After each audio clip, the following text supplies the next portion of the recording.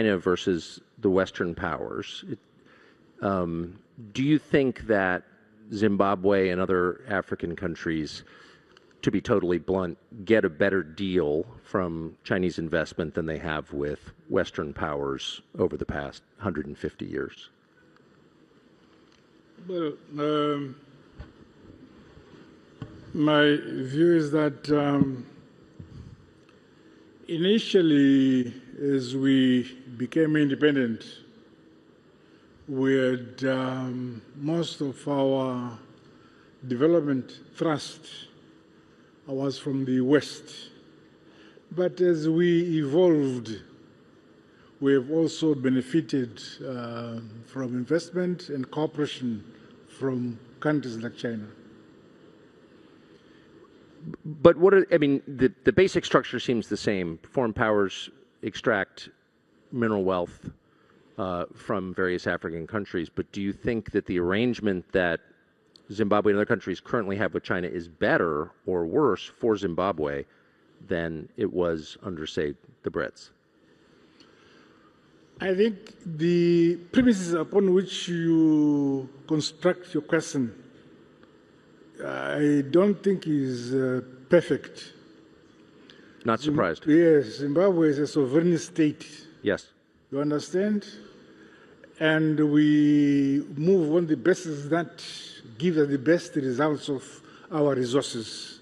Whether it is relation with the West or the East, what is primarily important is what we ourselves as Zimbabweans are satisfied with. We don't need to please the West or please the East. We please ourselves. Good. That seems like a good model for every sovereign country. President Bio, thank you for this.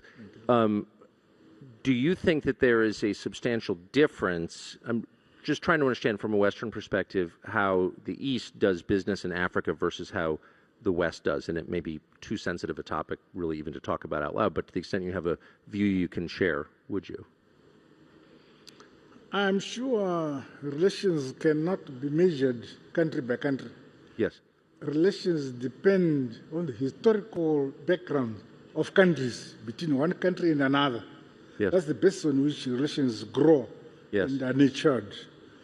For us in Zimbabwe, yes, we are a former British colony, but we are very happy with the relations that have now developed with, say, countries like China and so on. Yes. Despite being a former British colony.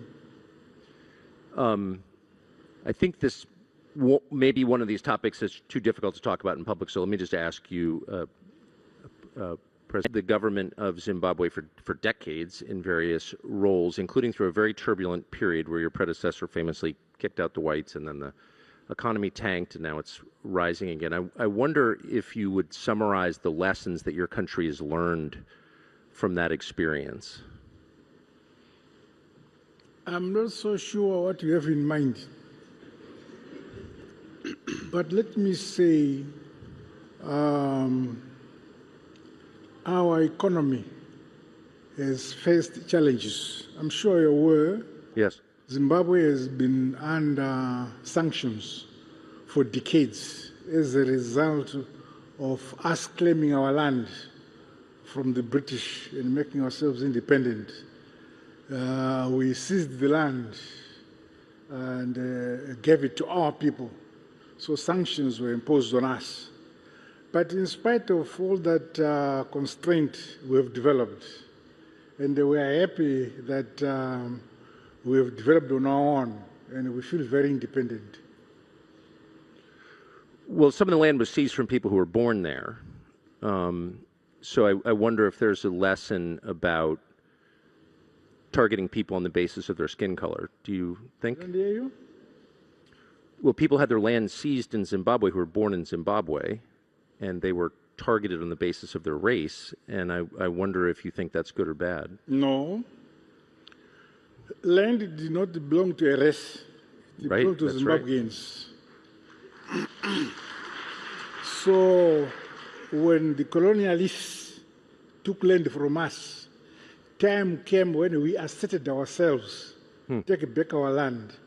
And those who wanted to have land at the same basis as the African people of Zimbabwe remained. But those who felt they were superior left. Okay.